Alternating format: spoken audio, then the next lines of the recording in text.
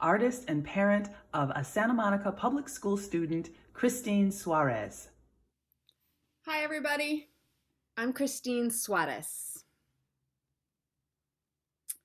Hi, I'm Christine Suarez, and I'm here to tell you a story about a conversation I had with a woman in the pool at the Santa Monica Y. It was a couple of years ago, and my son Jack and I were enjoying the warm water in the family pool on a Sunday afternoon. And this woman gets in the pool, and I'm embarrassed to say I don't remember her name. And she's using a walker, and I would guess that she was probably in her 70s. And she starts chatting with us. It's small talk. And there's another family in the pool. When they leave, she turns to me and says, "You know, I think there are more Asians in this country than Americans." She had noticed this on her weekly trips to the promenade. The family that had just left the pool was Asian. She then goes on to say, "When I immigrated to this country 55 years ago from Iran, there weren't any Asians in this country or Mexicans. There were only Americans. Professor Suarez está lista to school this woman." And I tell her that I was born in Venezuela and I have a Venezuelan father. She responds, "Well, that doesn't matter because you look American." We go on talking, and she tells me about the Persian market in Santa Monica and her recipe for Persian rice, which she insists is the best. My memory of the moment is that I'm trying to be compassionate, but I can't help but needle her and ask her if she speaks Farsi. She says no, English should be spoken in the United States. I first told this story in a dance theater performance that I created about 3 years ago. And at the time, I relished this woman's lack of introspection. I mocked her casual racism. And as you can tell, even now, there are still hints of my self-righteous indignation. As I tell this story now, I'm struck by my lack of introspection.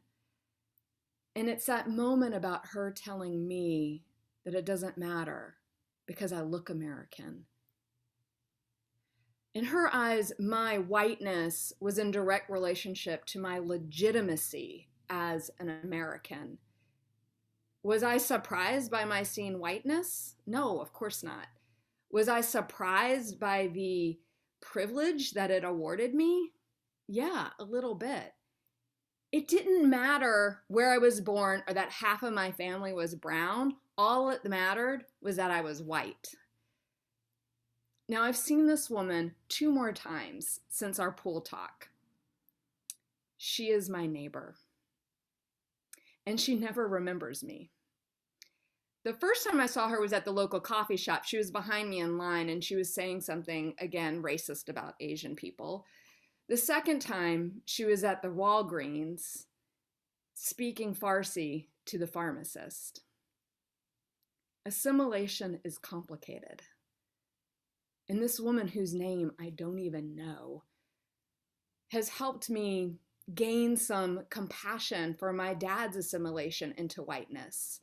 I try to imagine what it was like for him landing in the mid-1960s in New Orleans, where no one looked like him and no one sounded like him. He didn't have the choice of choosing his Latinxness like me, or as what he would call his Criollo identity. He learned to speak perfect grammatical English. He never spoke to us in Spanish in public, and he even learned some American characteristics and behaviors. When I was a child, my dad's differentness, his Venezuelanness, embarrassed me. I wish that my dad was more American. And now as an adult, I wish that he was more Venezuelan. As an adult, I have this lacking, this incomplete connection with my Venezuelan culture and identity. hope to run into this woman again one day because I want to make that Persian rice. Thank you for listening. I'm Christine Suarez and Christine Suarez.